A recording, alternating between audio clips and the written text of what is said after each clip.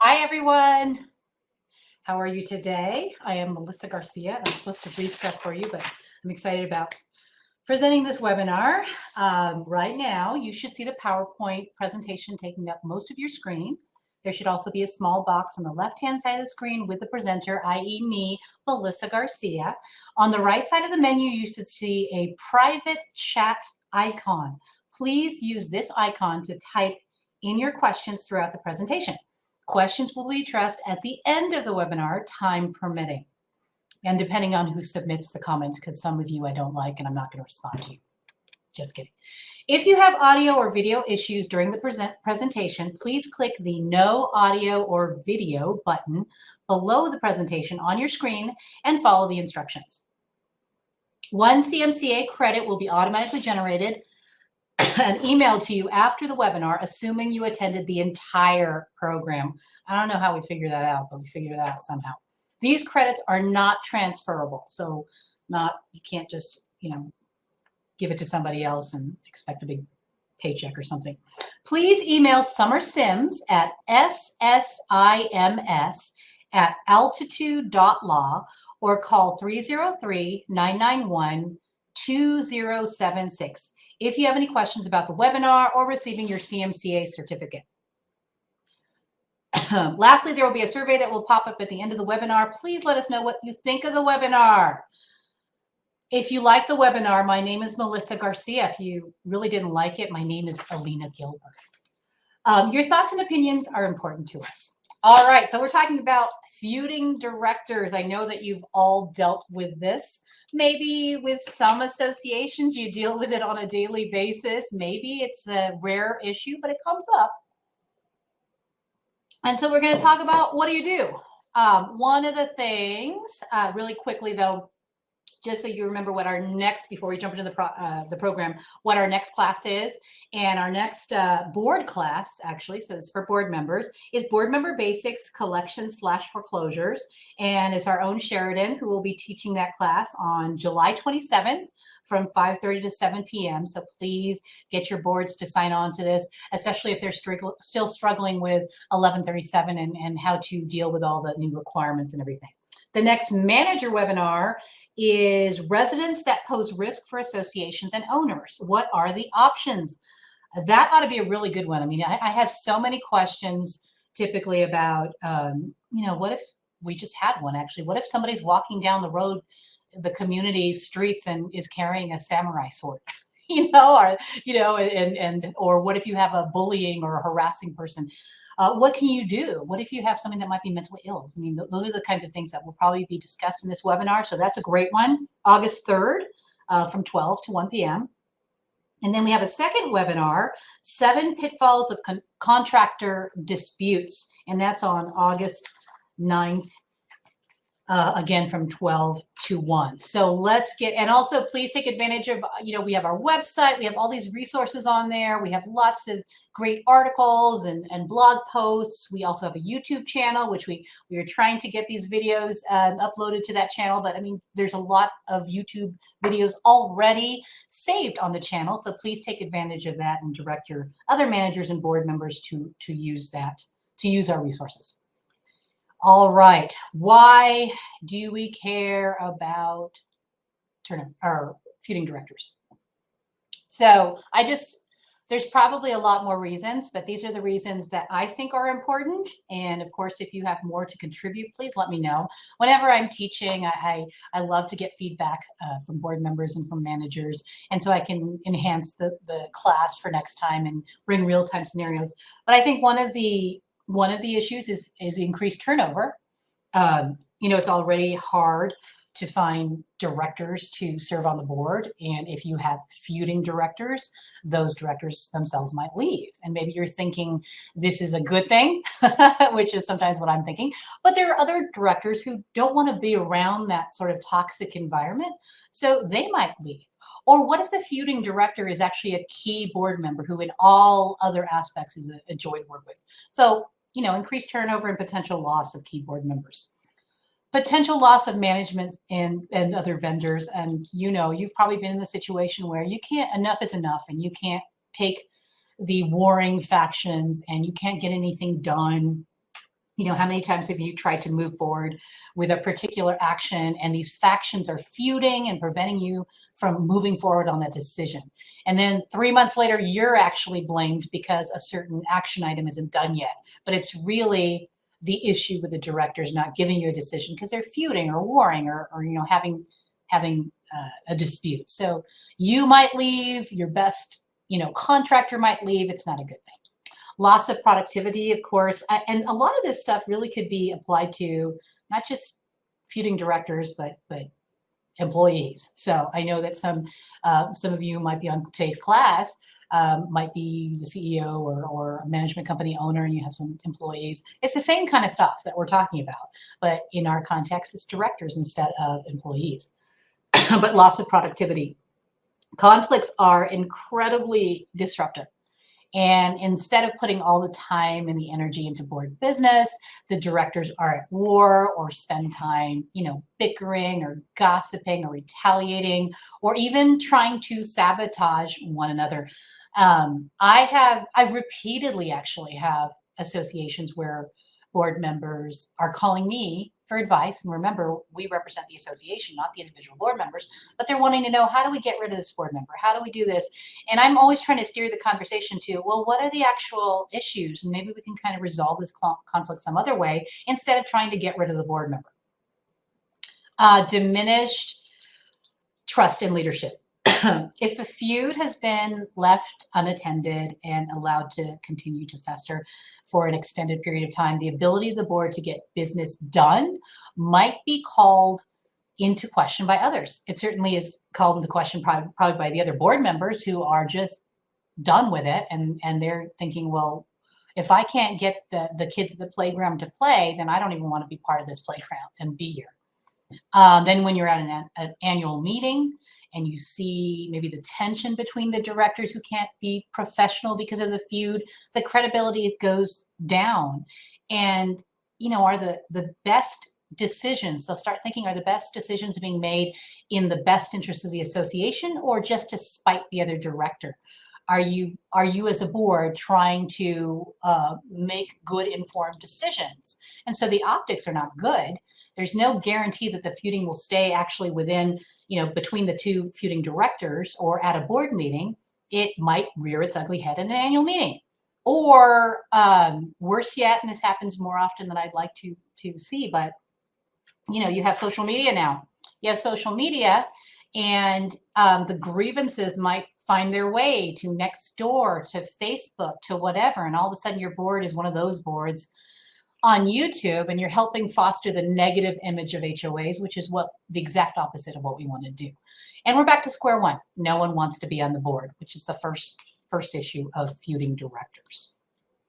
So then the other thing that that I always, we're going to talk about this actually being about a conflict. And when we're talking about conflicts in the HOA world, it's typically some kind of relationship or interpersonal conflict that, and I've listed on the side here different kinds of relationships that you'll see in the community, and that could lead to a successful or unsuccessful association if you don't get rid of whatever the feud or the conflict is.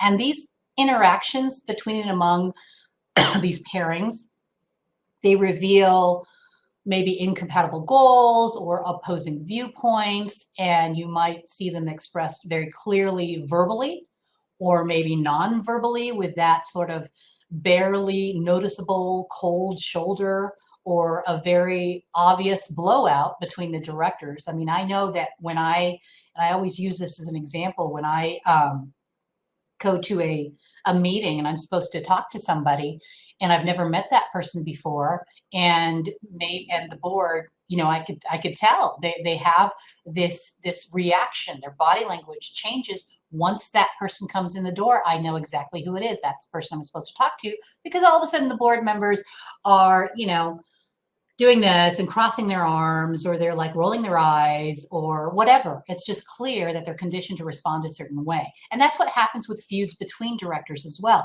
They start to get conditioned to respond a certain way. And the type of relationship, I listed these just because you can use some of the stuff we talk about today to apply to all these other things, all these other relationships. But the type of relationship isn't necessarily more important than the other in the success of the association. But when trying to deal with the feuds that are in these pairings, conflict in some types of relationships is often isolated. The feud is isolated, and in others, the feud or the conflict is deep rooted and it's ongoing. So depending on the relationship, the solutions to the dispute could be very different.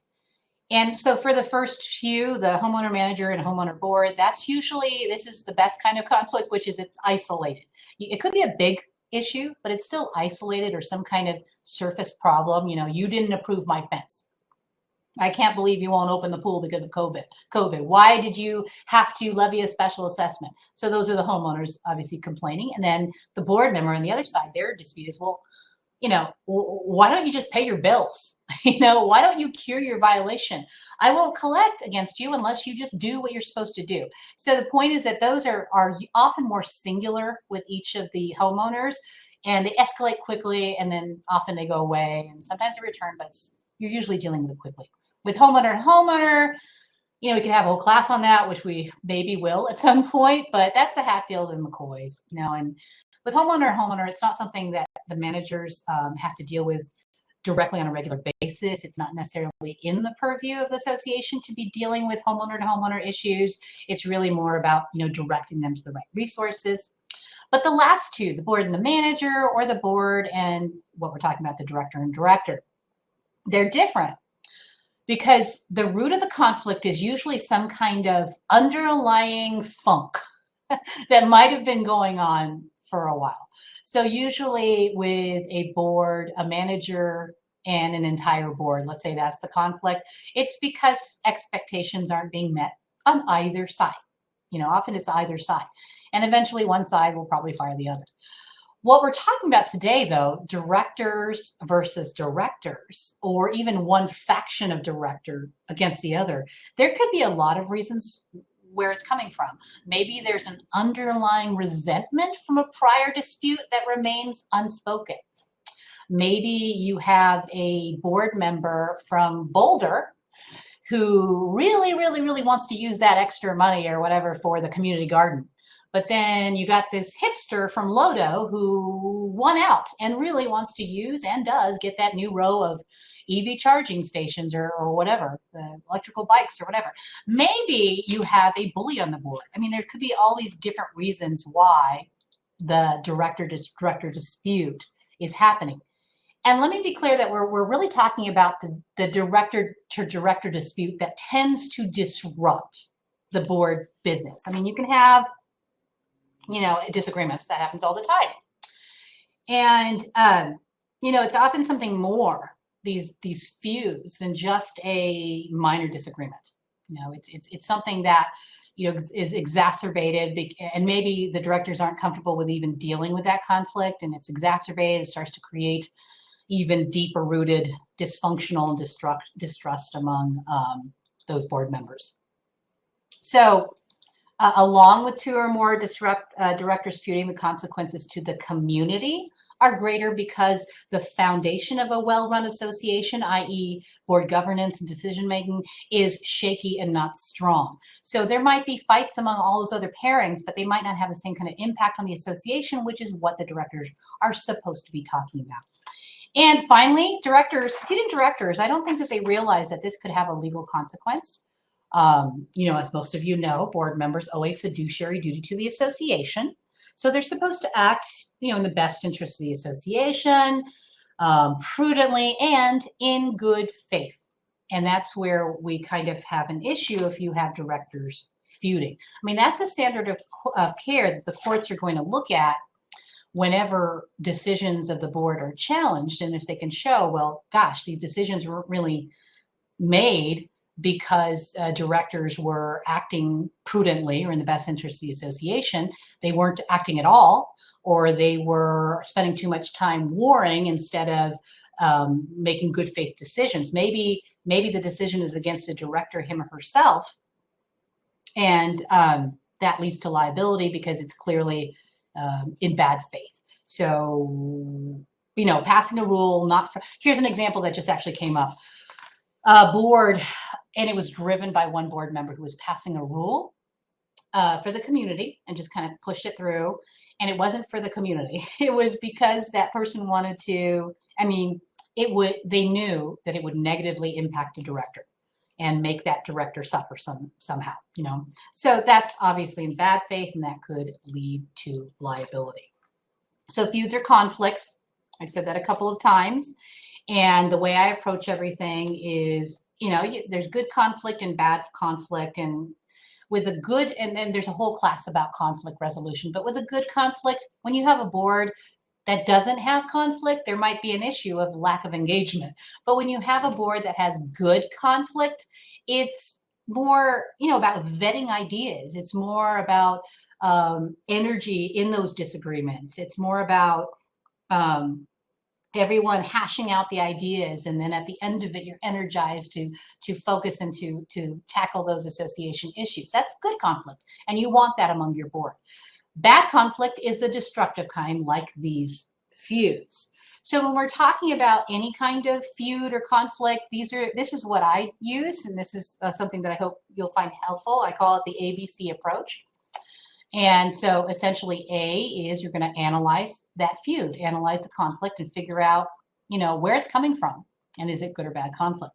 Then the B is being mindful. Be mindful of the way that the feuding directors, their communication styles, and also B could be brainstorming the possible solutions. But here's where it's kind of important about your role, which we'll talk about, and how you're empowered to deal with these disputes, and how in dealing with them and in educating the directors how to resolve their own disputes, they have to be mindful of the way people deal with conflict. And it's very different depending on the person. And then finally, communicating for resolution. So what I mean is that, how you communicate is going to have a large impact on the successful resolution of whatever that feud is or the dispute. It's amazing how the power of words could really, and the power of your response could really play into how successful a resolution could be. Okay, so I always throw this in. This class isn't about you being all of a sudden this savior that's going to, make 100% of the people or 100% of the board happy 100% of the time. That's just a myth. That's not going to happen. So just remember, we're just trying to move forward when you're dealing with feuding directors. Move forward so you can conduct the business. The other thing too is that's a principle of any kind of dissolution is how do people deal with how do people deal when you have the wrong sort of tone or body language? Look at this quote. 10% of conflicts are due to differences in opinions. 90% of conflicts are due to the wrong tone of voice. So think about the last time you had a discussion with somebody and it became an argument. How did it become an argument? Maybe it was their tone of voice or their body language, or maybe it was in an email and you read it differently. When you think a discussion is an exchange of knowledge or opinions, an argument is an exchange of emotions. A feud would then be sort of a long-lasting argument or a quarrel, a much more magnified quarrel or argument that could lead to something much more destructive. So the 10%, they're really just the disputes, the disagreements, but the 90% due to voice, body language, emotion, these are often based on these long-term, deep-rooted problems that involve seemingly non-negotiable issues and are resistant to resolution. Those are the feuds. And so you have to work and deal with them differently. All right. So A, analyze the feud. I was just going to say, skip all this and tell the directors to put on some boxing gloves, get them in the ring, pitch this to some TV, exec, and you'd have a really good reality TV show. Just kidding. Okay, so analyze the feud. So what do I mean by that? So the the ABC method, and again, this is more about how to deal with the feuds or conflicts in general. We'll talk about the manager's specific role here in a minute. When I say analyze the feud, I mean step back and look at what type of conflict you might have. What are the possible causes of that feud? And I recognize it might be kind of hard if it's right in an escalated point and it's really heated. But even in those instances, you can train your mind and maybe help the directors to train their minds to think about this and where it's coming from and why it's happening. So how do you figure out where the feud comes from? If it's not obvious, you're going to be asking questions. You're going to that give you the info that you need to understand the feud. Moreover, when you're giving a board member a chance to explain, because you're asking the questions to explain themselves and reason through their emotions, it kind of calms them down and it circumvents their defense mechanism and it makes them feel heard rather than attacked. And I was trying to think of some questions you might approach the topic. Maybe I've noticed, or other people have noticed, that there's a tension between you and Sally. Is there a problem between the two of you? And then that's the question that kind of opens up that discussion and lets them know that you're just there trying to help. It's more about awareness and whether it's been communicated. Has John done something specifically that has made it harder to work with him on this board project? Have you spoken with John about these issues? And if so, what was the response? If you haven't spoken to him, why not? So these are just sort of opening questions. There's a lot of other things that you can look at. But here's a lot of reasons for potential reasons for the feud. And these are just, again, a list of things that I wanted to provide to you. I'm sure there probably are other things out there, but here's a way to some of the things that you could look at and to be able to really give a good resolution, or at least help them along to resolve it themselves. You need to understand where it's coming from. It's important to figure out the root of the problem so your solution is a little bit more effective. So isolated, one question you want to ask yourself is the reaction or the feud isolated to one issue? This is the best kind of feud because you can usually nip it in the bud. One board member is upset because another board member has pushed forward a particular decision without giving the other board member time to vet it. And let's say it's not an emergency. So solution would be, okay, we know what the issue is. It's a reaction to one particular thing that a director did. What's the solution to that particular problem? You establish the processes for better decision making. You place the protocol about emergency versus non-emergency decisions, so better communication can occur. This is really very different from pattern behavior, where we're going to have to deal with that in a different way. Personality conflicts, we'll go into slides on personality traits and how you really can't change somebody's personality. I'm sorry, I wish I wish you could sometimes, and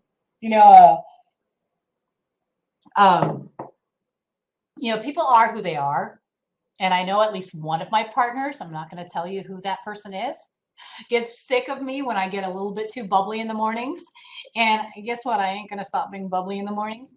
But there are other ways to address the type of feud that's caused by personality differences. And again, the power of words, which we'll talk about. Conflicting principles, personal values. This is a lot harder and probably one of the most difficult types of feuds to address.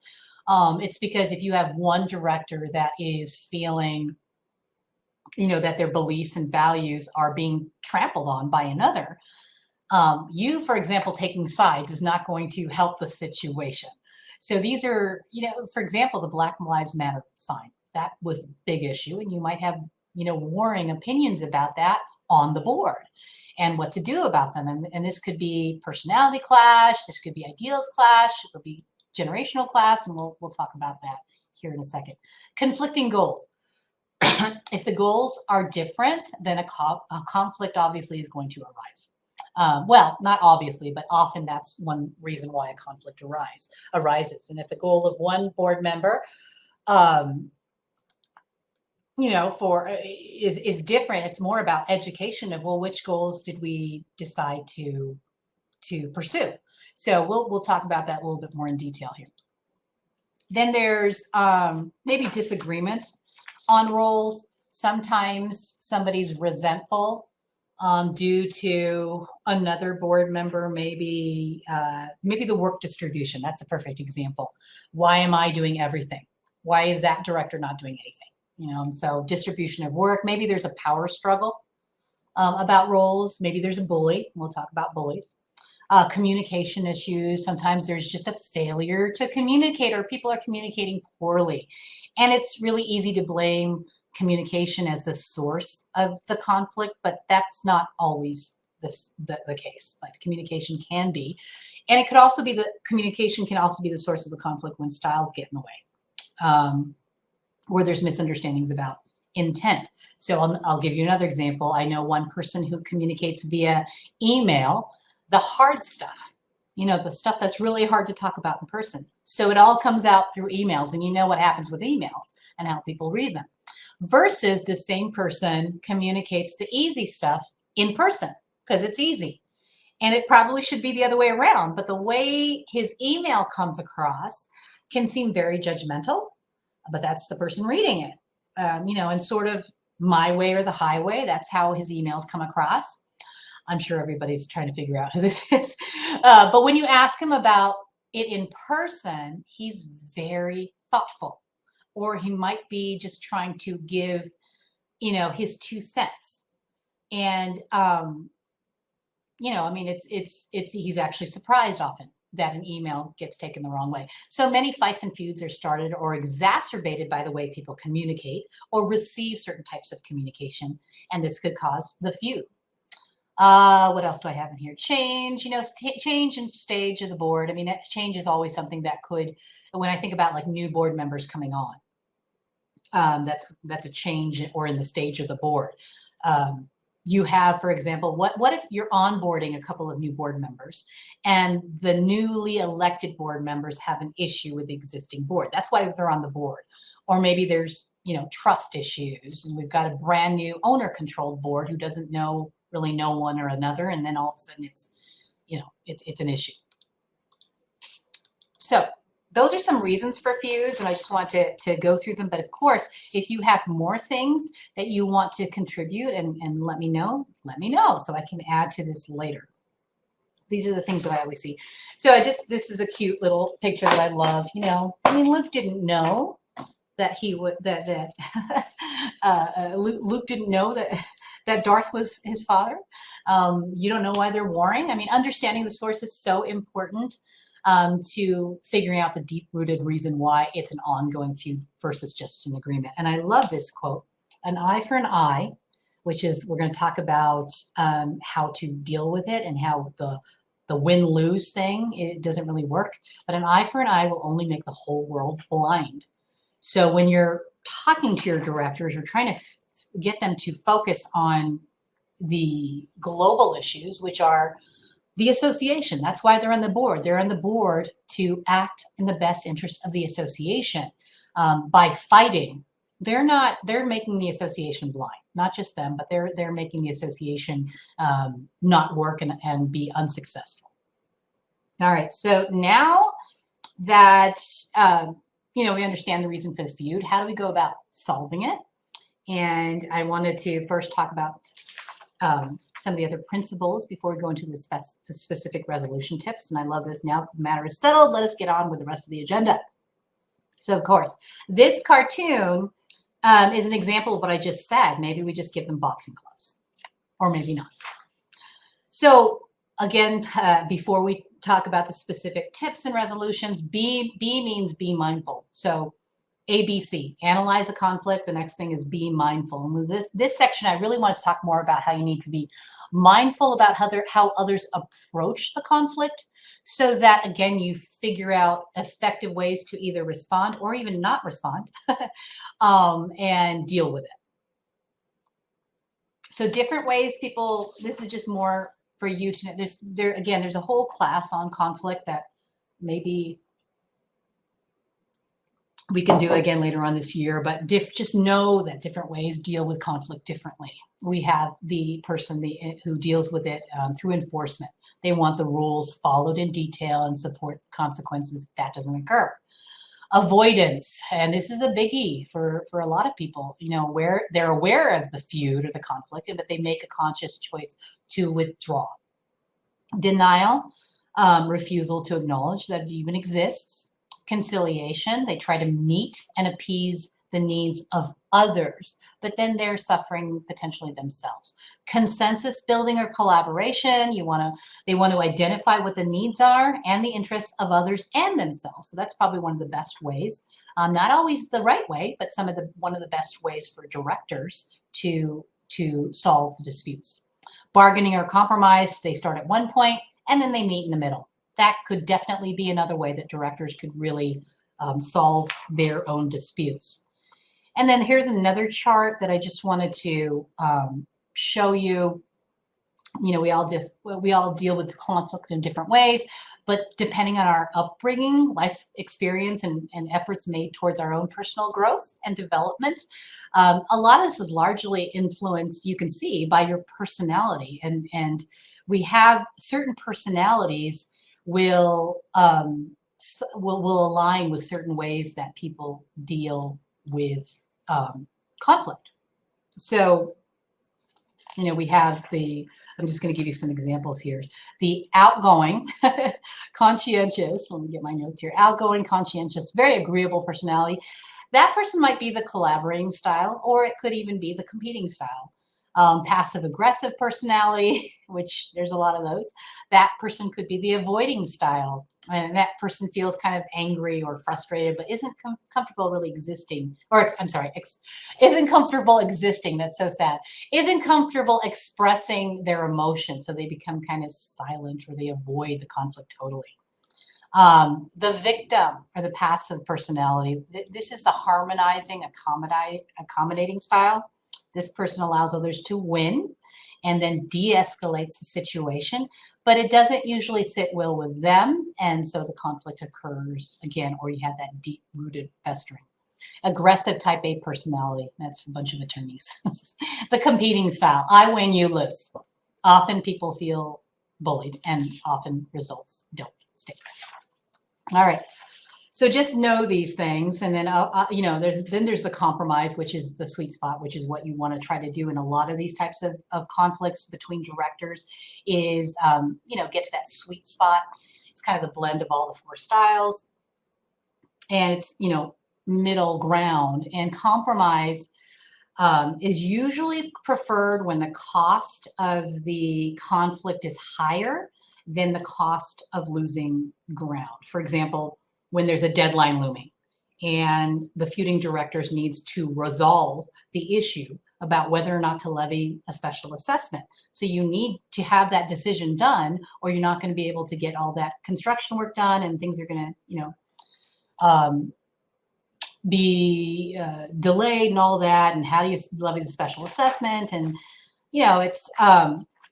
it's getting the board members to understand that they need to look at the big picture versus just the fact that maybe one is worried about not everybody's going to be able to pay the assessment, and the other one is saying it doesn't really matter. We need to move forward. Maybe it's the compromise of, well, we will levy the special assessment, but we'll give people 3 months to pay it. I mean, that's an easy one, but still, these kinds of board-to-board issues, oftentimes, compromise is a good way to address them.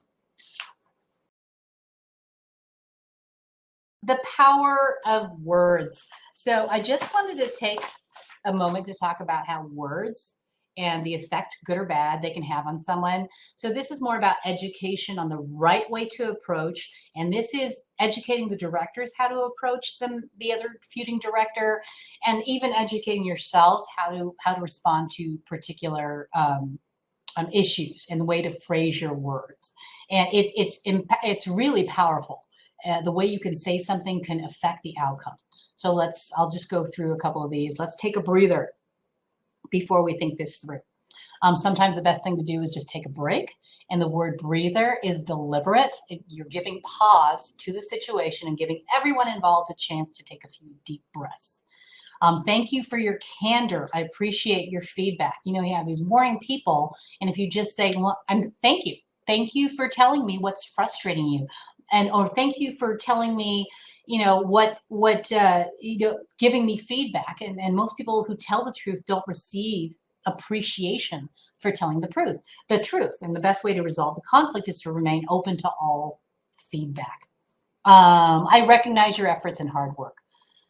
Most people are appreciated only for the results and not for the effort they put in. So when you have directors that are feuding and maybe one of them's upset because, gosh, they did all this work and you didn't do anything and the other one didn't do anything, maybe it's just recognizing my efforts and saying that when somebody is pointing that out, that's the problem.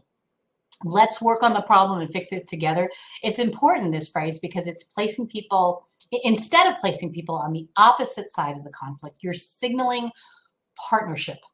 It shows that you care not just about resolving the current conflict, but also about building and maintaining a spirit of collaboration. Tell me more. I want to understand. Most people speak to be heard, but few take the time to understand. So that's powerful because everyone wants to be understood. It doesn't mean you have to agree, it just means that they're willing to hear them out. Let's see what we can do to make sure it doesn't happen again. When you express concern without placing blame, then you're shifting the discussion from a defensive back and forth to a prevention-focused exploration. Let's see. What can we do to change the situation? Just the important word here is we. Focusing on we. Yes, you're completely right. Even if they're miles apart, find something that they can agree on together so they can start the conversation with this phrase. Yes, you're completely right. When people feel validated, they're more likely to engage in constructive dialogue. There's more, but these are great phrases to use when you're trying to come to a better outcome. Also, answering without defensiveness, and this can be very difficult. And again, it's more about educating directors how they can, what they shouldn't do, and how they should answer. So, feuding directors should assume good intentions. So the other director listen with, respectfully, with an open mind, reflect back. So say, I heard you say, that is a great one, because that means you're actually listening and you want to respond to that. Express shared values. We both agree that. Resolve, refocus, redirect. Explain how you're going to resolve the problem, or they're going to resolve the problem, and not what they should do next. Commit to next steps. There's always, commitment and follow through. All right, so let's talk about you guys. What's your role? What are you going to do? Are you going to ignore it and stay out of it? Which is really easy to do, and maybe that's exactly what you do. Do you have a duty to intervene? Are you going to be peacemaker? Is there something else that you should be doing? I think that one of the things that, whoops, I forgot one. Here we go. One of the things that you have to understand is your role, and when are you empowered to do something? When should you be involved? Is it worth it to engage? So I kind of put all of these questions in here. How vested, how the importance of the relationship often determines whether or not you should be invested. For example, if you know a director is going to be moving out soon of the community, and there's a big feud going on between directors, then perhaps it's not that important to engage at all, because that person's going to be gone. But what if it's a new director who just got on the board? And maybe that person just got on the board solely because they had a beef with the prior board or a particular person, the current board. So they're there, and they already had this beef. There's going to be a conflict and there's going to be a feud if you aren't keeping that in check. And you probably do want to be engaged in that once you're aware of it. How important is the issue? Is it something that's going to disrupt the association in general? It's going to impact the association in general? Then that's something that has to be addressed. Do you have the energy? I talk about that because I'm really talking about time and energy, and sometimes it's just timing. Sometimes if there's a feud going on and you don't necessarily want to engage right there in the middle of the feud, maybe it's something that you step back and let everybody step back, and then you can approach it later. Do you know the consequences? Knowing the consequences of the engagement is wise. Sometimes it's, the bad consequences are you might actually you might actually lose your client because you're getting in there, and you don't want to lose your client, but that could happen. Are you ready for those consequences? The good consequence, or the good benefit, is you have a better working relationship with the board. And then also you have to know what happens if you don't engage. And again, it's going to depend on the type of problem and whether it has that severe impact on either the association or the management company and their relationship with the client, and it's just not working. Okay, tailoring your role or response to the type of feud.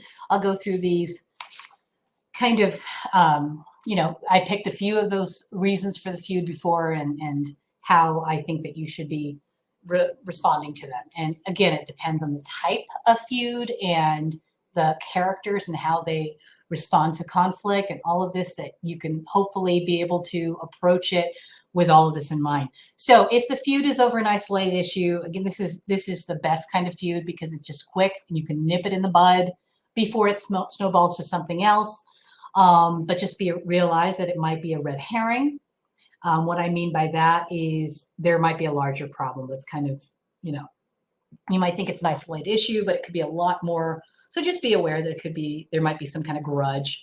And whether to engage in this depends on whether the decision is being made or not, whether a decision is being made or not.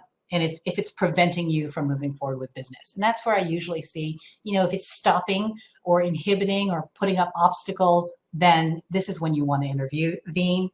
The goal is really to directly address that problem because it's often just a reaction to one issue. Get the resolution and move on. And the resolution is going to depend on the nature and seriousness of the issue. So, if they're feuding over whether or not to paint the new fence pink, that's one thing, okay? But if the feud is serious, such as there's a board member discriminating against another board member, that's going to be a different kind of response. And we're going to talk about bullying and all that. If feud is a pattern of behavior, something starts small, gets out of hand, and it's worked up to a serious grudge. And I've seen that, a lot of times when directors complain about one another, they're upset about the sort of bad patterns of behavior. And they take a predictable sort of pattern. They typically start something small. First time, I'll give you an example. First time, I'm always talking about efficiency and board governance. Let's say the first time Mary fails to fulfill her board task, and she fulfills it, but she fulfills it late. And that makes more work, for Johnny. And it's understandable, one slip up. But then it's the fifth time. And then that's frustrating. And by the 10th time, Johnny has worked up a serious grudge against Mary and then complains to you. Or Mary then says to you that Johnny is increasingly rude and hostile, and she has no idea why. And then she's telling you about this. Who's right? Probably both of them, and neither of them at the same time. Both of them have these legitimate grievances, but they haven't really communicated them effectively. So if it's a pattern of behavior, the goal isn't really responding to the isolated issue that's in front of them, the problem that's in front of them. It's changing the behavior of the feuding directors. For that particular problem, the resolution would be establishing what are the clear roles, what are the performance goals, what are the timing, when does it have to be done, encouraging when they're communicating, encouraging better communication habits between the directors. But it's really more about changing the behavior and not necessarily responding to the feud itself, because that's just a symptom of it. If feud is due to a personality clash, some you can't change personalities, and some directors, I use the example of the bubbly person, some directors just aren't made to be friends, and that's okay. You don't have to be friends to be able to work well together and to be on the board together. And you have the bubbly and energetic person, then you have the other person that's more thoughtful and reserved, and there's nothing wrong with either personality, but the strain of having to interact with someone with a radically different communication style can lead to serious friction and potentially a feud, and they don't even know about it. It's just their behavior towards one another. And while you can't and shouldn't try to change the personalities, you can cultivate a better board working etiquette. Maybe if you know this is happening and it's really annoying to both of them or one of them, you just kind of limit, the projects together. You limit the interactions. If their personalities rise to certain dissenting opinions, we'll talk about those in another slide, but you practice respectful dissent. Effective communication with different personality traits. Let's talk about those. And I know some of you have seen this already, but you really need to know how to respond to these types of personalities. So, for example, when you hear this, barkers and biters, they throw temper tantrums, and to get their way, they trample on other people's opinions or make cutting and often personal remarks. The response, and again, this is more education for the directors when they're faced with their own feuds, is to stay calm. Breathe, be very aware of your body language and choice of words, listen carefully, and ask yourself, well, what's going on here, and not what can I do? Hold your ground with the barkers and the biters. Wait out their outbursts and say something like, I can see this upsets you. However, let's try to talk about this calmly. So here's where the feud is actually a blowout. Confront the biters with questions like, this comment doesn't help the situation. Let's try something else. So here is the constant complainers. I don't like the idea. It's never going to work. They're never going to work. Nothing makes sense. Ask a lot of open-ended questions that can't be answered yes or no, because if they're not providing solutions, what you're trying to do is wait them out so that, so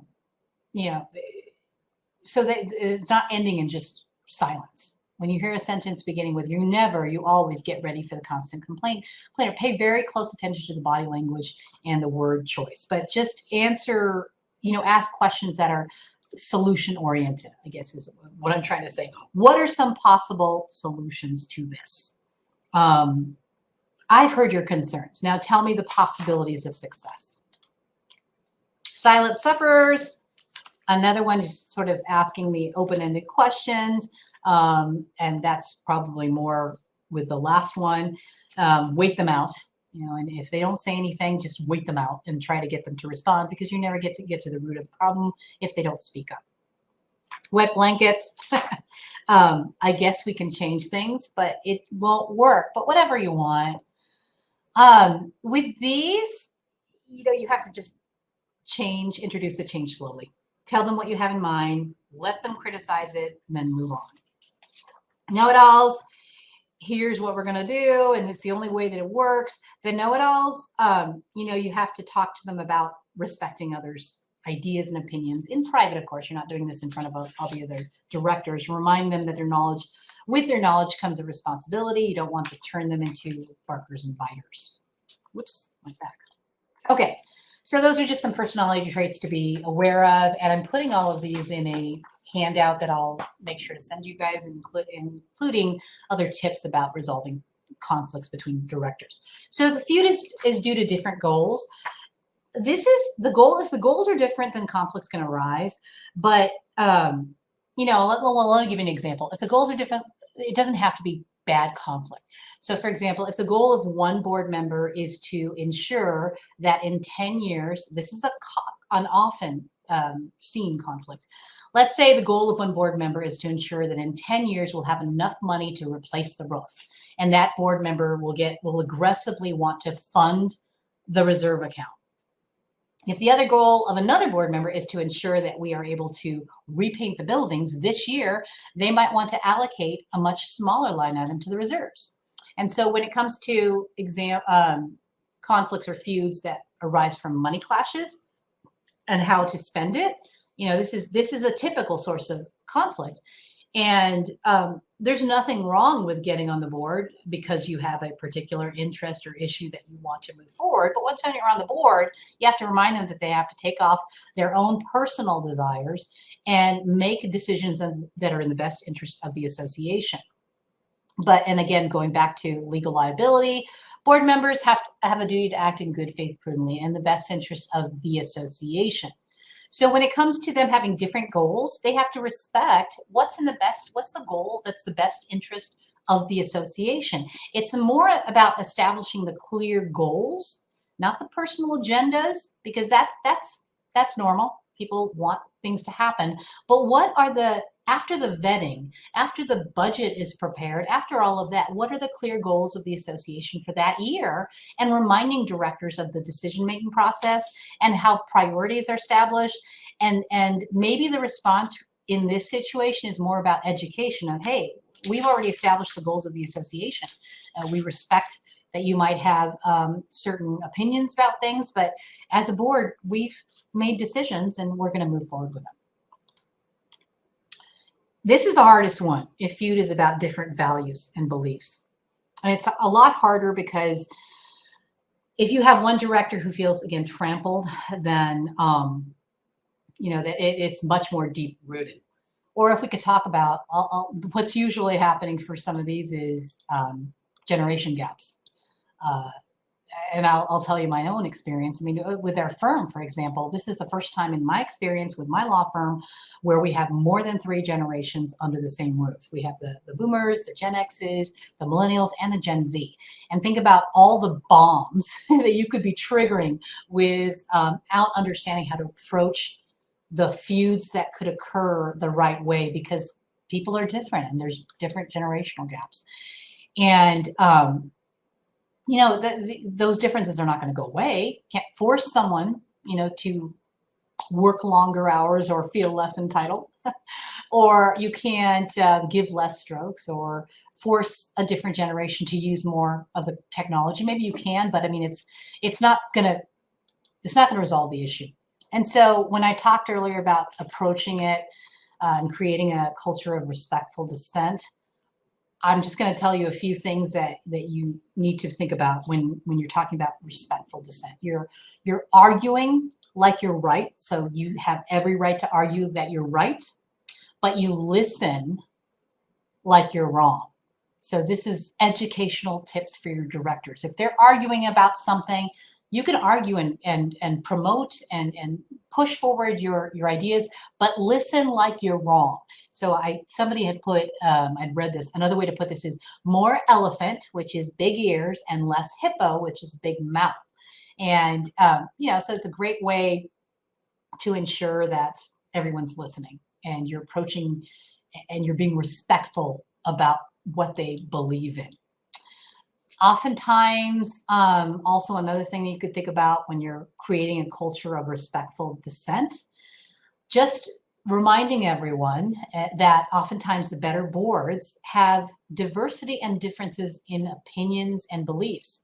So a board where everybody feels the same way, that's not gonna move the association forward. Maybe it'll move that particular board forward, but it won't address the global needs of the community if you don't have different types of people and opinions and beliefs and feelings on the board. So just a reminder to boards that it's good to have diversity with opinions. You yourself can be a role model.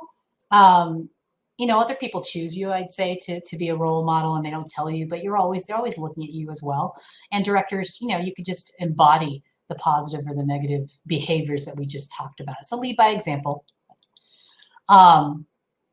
Another thing about respectful dissent is it's not about reminding people that it's not about you, about the feuding directors or ... get over yourself. It's not about you. Your focus should be solving the problems of the association and not simply defending your idea or your stance or your viewpoint. So when you are respectfully dissenting because you are acknowledging that it's not all about you. And then finally, I was going to say board decision-making process. Remember to be very clear that this is important that decisions are made. And when people are dissenting or you have divergent opinions between board members, they all deserve respect and they're all important. But it's more important to understand that the board has made a decision. So once that decision is made, you have to support that decision. And if the decision is made, then you're done vetting and everything. That's it, the majority rules. A lot of this can and should be put in your board code of conduct. things about, engaging in professional behavior, respectful dissent. All of this stuff can be put in your board code of conduct and your code of ethics. Okay, if feud is, this is the last one I'm going to talk about, is feud is due to bullying. I hope everybody knows my favorite bully, actually, from Back to the Future. I love Biff. So if the feud is due to bullying, that's a different kind of response. Don't let bullies, and there are all kinds, continue to bully. And I try to be respectful to different generations here. We've got a lot of 80s bullies here, but I also put, like, this guy, Malfoy. See, I know the names and everything, and these Spider-Man guys. So there's all kinds of bully. Don't let the bullies continue to bully. There's the intimidator, the shouter, negative impact, board members quit. The get a life bully starts off. This is sometimes not even realized till much later, but they start off as an advocate and then they become over involved. Maybe they used to lead a Fortune 500 company or something. It's an ego thing. Negative impact, often the contractors, the managers, the vendors quit. The expert, sort of like the get a life bully, and they bully through their facts and their expertise. Negative. The negative impact is this could remove liability protection if they're acting as an expert on the board versus,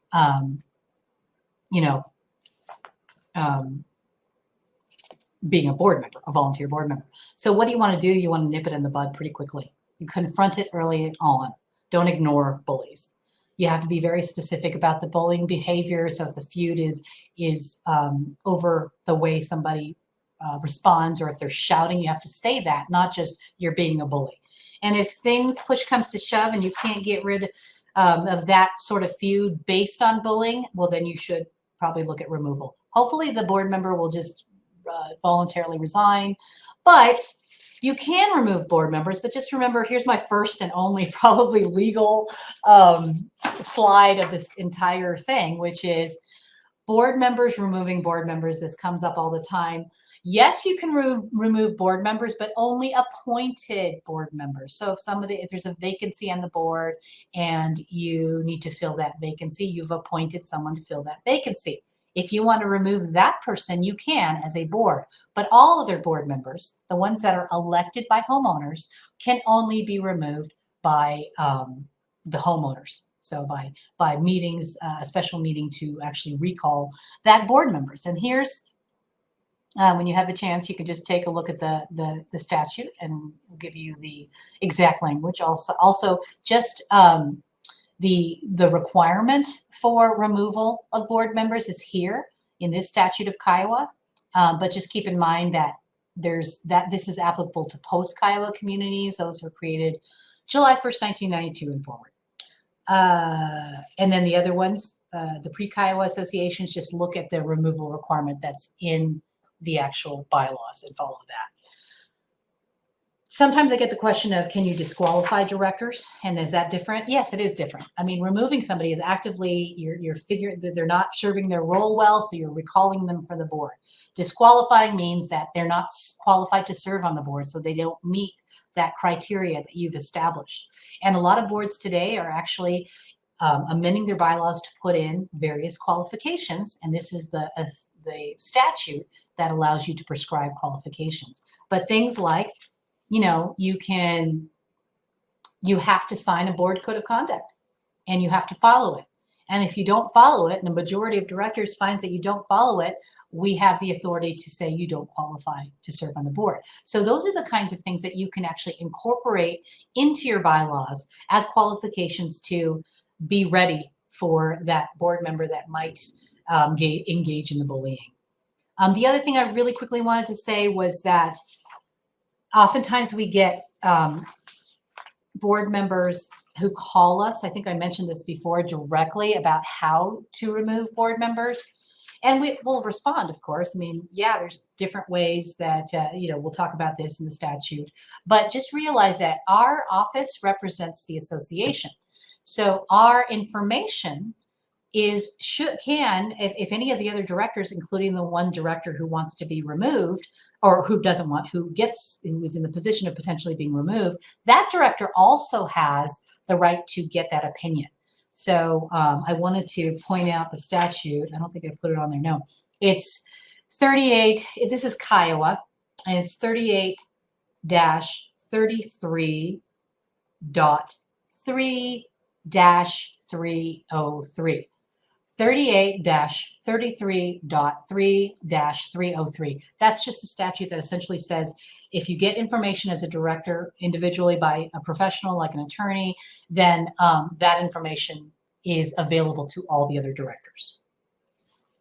All right, we are done, and it is 1. I'm going to look at if there's any questions here, but one last thing. Sorry, I'm going to send this in a sort of a takeaway, but some tips when you're creating that framework, because I know it's very difficult when you, as a manager, how do you actually create that framework, and how do you be the person that gets the directors to resolve it, and so you're not trying to get in there and be that facilitator or mediator. You know, we have some tips that you can sort of create that avenue for them, and have sort of step-by-step things like, you know, have each of the sides of specify whatever the desired outcome is, get the factions to sort of highlight and categorize their obstacles. I mean, these are steps of things that they can do, then brainstorm the possible outcomes and alternatives. And this is sort of following the ABC too, just kind of figuring it out. Being mindful of what the conflict personalities are and how they respond to conflict, brainstorming the all alternatives, avoid taking any sides. That's the worst thing to do, because if you take a side, then your credibility is gone and you might be fired. Or refrain from playing mediator, because, I mean, even though you might have mediation skills, you want them to be able to resolve it themselves. So you're really more about providing them the resources and information and ability to get to that goal themselves to resolve the dispute. And of course, communication and educating, everything that we just talked about. But I will send some of these to you as a follow-up. So let's look at these questions. I have a board member who micromanages a lot. Oh, I have a whole class on micromanaging and dysfunctional boards. But he also has asked a homeowner who is retired and used to do a lot of free work for the HOA to stop, change the access to all the maintenance areas to different key, and continues to try to stop this owner from doing anything in the property. The homeowner is obviously not super easy to work with, but I think the board president's attitude is making it worse. Well, yes, probably. And I think that having that board member, and this is more probably about the board member feuding with the owner, but it's communication and education of everything we just talked about, and understanding that it's the approach. I think probably the slide that talks about you know, how to respond. Well, first of all, establishing the clear roles. We talked about that. And, you know, what's your role in this, and what's the president's role in this? Nipping in the bud in terms of just, we recognize that there's an issue and it's causing more problems than not. One of the things I didn't talk about was approaching something sort of with the impact. I can't remember what it's called, the term, but showing them not that you're blaming their behavior, but you're pointing out the problem and how it's impacting others, how it's causing more work than others. And oftentimes if somebody sees it that way, like the president might have a bad attitude, but if you say, you know, you have a bad attitude, that's not going to help anybody. But if you say, well, because of this, this is how it's impacting the rest of the board or the community. It might be doubling work, or it might be creating expectations or taking away expectations that shouldn't be created or taken away. Hopefully that helps. When the manager knows there is a conflict, is it their position to bring it to the table or take sides? You know, again, I already said this, I don't think you should take sides. I really don't. Even if you firmly believe in one side, if you communicate and verbally express that you're taking a side or your behavior is that way, that might actually make it worse. And in terms of, is it in your position to bring it to the table? Sometimes. We talked about, you know, if it's a clear issue like the bullying or the discrimination, yeah, absolutely. I think you need to bring it and you need to nip it in the bud. If it's something that's affecting your ability to move forward with your job, and you being able to actually, you know, finish that landscaping project or levy that special assessment, yes, I do think that you should intervene. But again, the way you intervene or respond, you have to take into consideration those slides that we discussed, how to approach it, how to communicate the problem, using those sort of questions or sample language so that when they hear that it's a problem, it doesn't then exacerbate the problem. But yeah, I do think, and then deciding not to do anything at all because it might not be your you're not empowered to do it, or you got to think about whether it's important enough and whether you should be engaged. Maybe the relationship between the directors or your relationship with that board doesn't matter so much. Again, maybe the director's moving soon, or it might be timing. So it's going to be a judgment call, but we can certainly talk about that more if you'd like to. How to handle when board members cease communications because of feud, and when does the manager step in?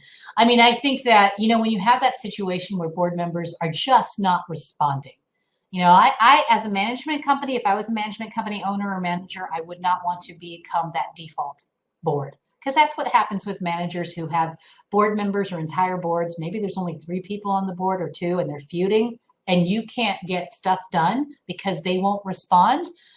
You are going to all of a sudden default into that board because you have to get things done, and that's your job. So I wouldn't want to keep that client, to be honest.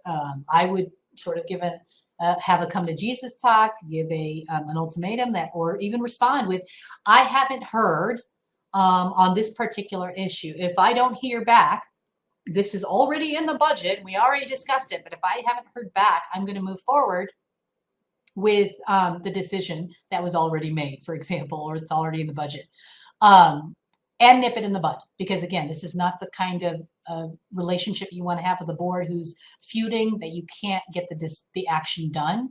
You want to remove yourself from that situation if they can't solve it themselves. You might also, if there's vacancies on the board, try to get more people on that board to try to be that swing vote, or get new blood to be on the board.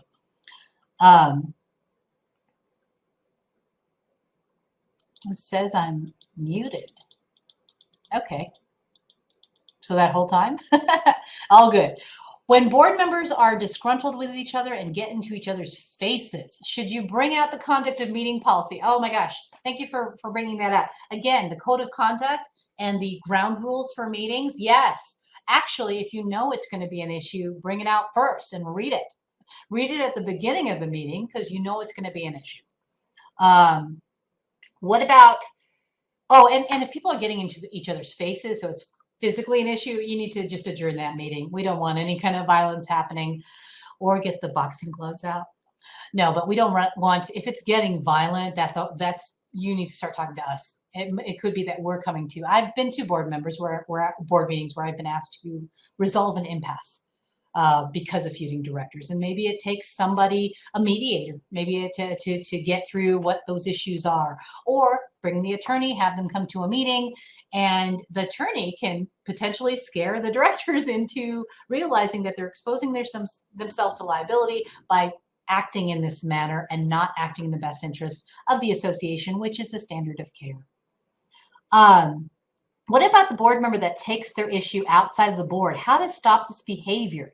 Assume the board should present a united front. What is the best way to get every member on board with that? Yeah, absolutely. Your assumption is correct. It is a united front. It's education.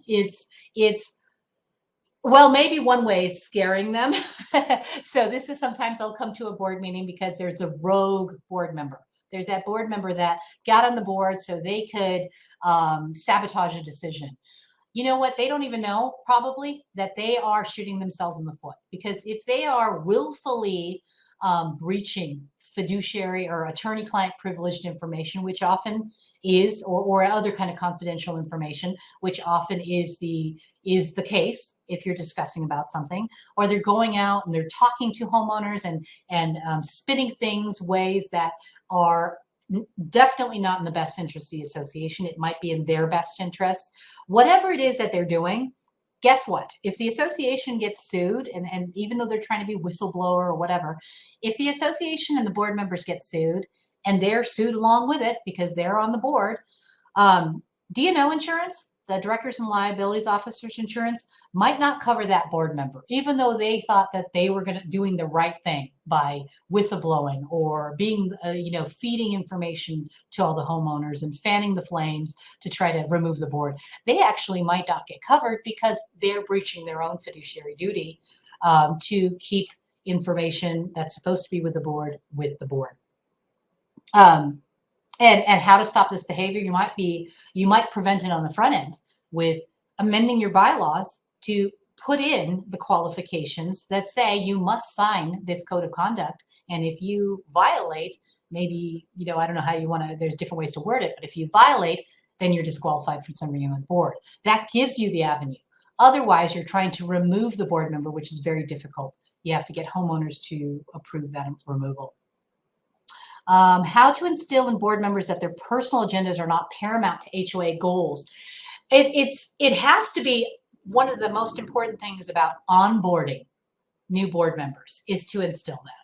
And onboarding that standard of care that we discussed in the beginning, which is your role as a board member is to act in good faith, prudently, and in the best interest of the association, not in your best interest, not in the best interest of the loudest person in the room, not in the best interest of, the rest of the board, in the best interest of the association.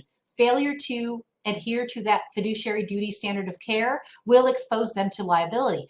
And on the other hand, which is great, if you follow it and it's not very easy and not very hard to follow it, you will be protected from liability, even if your decision is wrong. That's what courts, they don't want to second guess your decisions. So I think the onboarding process is extremely important. And then just monitoring, you need to, if you see it happening, you need to call it. If you send them to our classes, like our board member basics, we instill that. So not just our classes, any classes that will help instill this on a regular basis. This is how you breathe when you're on the board. When you're on the board, this is how you should be making every single decision. And there's 3 components: good faith, prudently, best interest of the association. And we give examples of how to do that. If it's seen as critical because you are requiring it to be part of the onboarding process, and then maybe do a touch base later on for 6 months into the year, especially if you see things that are happening, definitely just bring it back to the front burner. How does the manager deal with a board member in educating them? How does the manager deal with a board member when a board member is educating themselves on HOA law and believes they're better than the manager? Well, you can't stop that.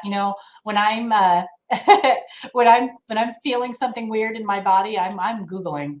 I'm like, and then all of a sudden I have 20 diseases because I'm Googling and I think, oh, the doctors doesn't know what they're talking about. It's a natural thing to happen. I think what you need to do is just, I'm not trying to line my pockets, but remind the boards, remind the association, they have an attorney.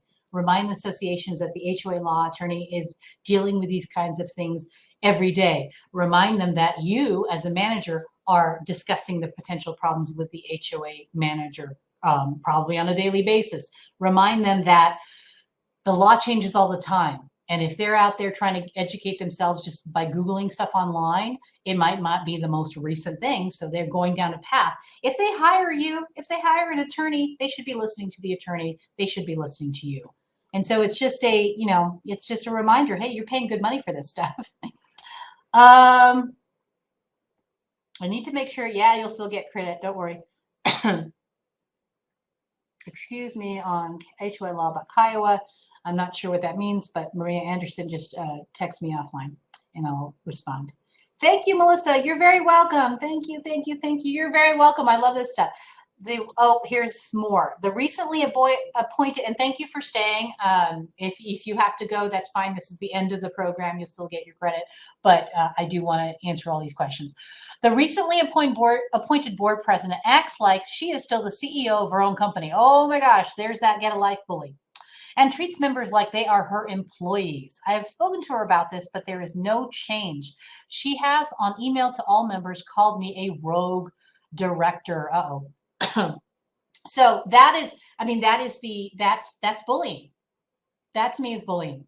And so you need to raise that with the rest of the board. You need to raise that with the manager, because it sounds like you're a director, and you need to nip it in the bud. I mean, this leads to you resigning, board members resigning, managers resigning, and I have some information more about bullying, because this is a specific type of bullying, which I can send to you directly as well, Dinah, and I'll get that to you.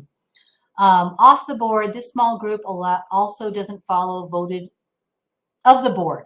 This small group also doesn't follow votes upon board motions. How can a board member overcome this obstacle? If the board members aren't following the decisions of the board, that's serious, because you need a majority decision. A majority decision is the action of the board. And if certain boards who have been tasked to move forward with that action are not following that decision, that's serious. And the attorney should be involved. And maybe it's a situation where, you as a board member need to act as one and support decisions. But if you really think that the board is not acting in the best interest of the association, the wrong thing to do is become the rogue board member who then goes off and tries to sabotage decisions. The right thing to do is potentially get off the board and try to remove the board. It's an extreme response, but if this is happening, especially, remember, we talked about pattern behavior versus isolated. If it's a pattern behavior and you know that a majority of the board or those who are tasked with the decisions are not following them, and they're not honoring the decisions of the board, then they shouldn't be on the board. So there's various ways of dealing with that. Hello, thanks for this great webinar. We have a board president's very large bully. So I wondered by large bully, well, he bullies, berates other board members, homeowners of the association, the general manager. Well, you need to get this person off the board. You need to sit down with this person, threatens legal action to anyone who disagrees with them, is an attorney himself. Oh, of course. And takes a very long time. This is the kind of attorney that gives us a bad name. And takes a very long time to go over and redline every contract that the board requests for maintenance items, etc. On that particular piece, remind that board member. This is I can't remember what I called it. Not the Get a Life board, but the last one, the last type of bully.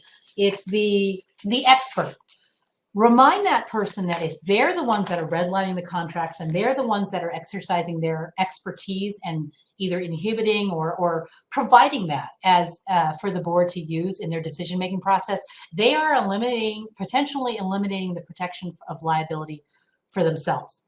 Because the law protects volunteer board members as long as you act in good faith, prudently, in the best interest of the association.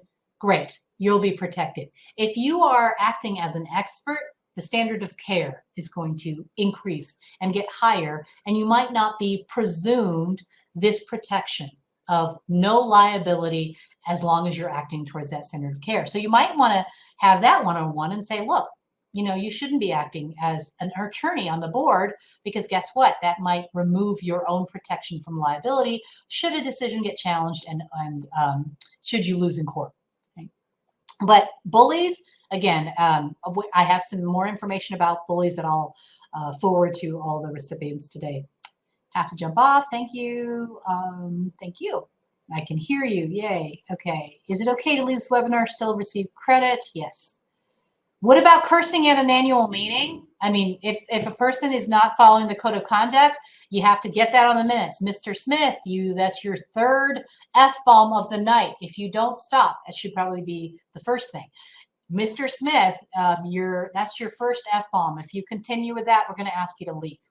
If he does it again, ask him to leave. Make sure you put Mr. Smith in the minutes, so in case you have to take more aggressive action in the future, you have that in the paper trail. If it continues and he's just being verbally abusive, and if he won't leave, unfortunately, you're probably going to have to adjourn that meeting, because you don't want everybody else subjected to that.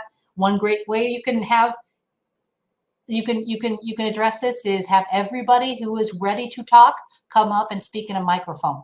They don't want to, or tell them you're recording it for minutes, but they don't want to be recorded acting like an asshole. Or they don't want their voice on a microphone acting like that.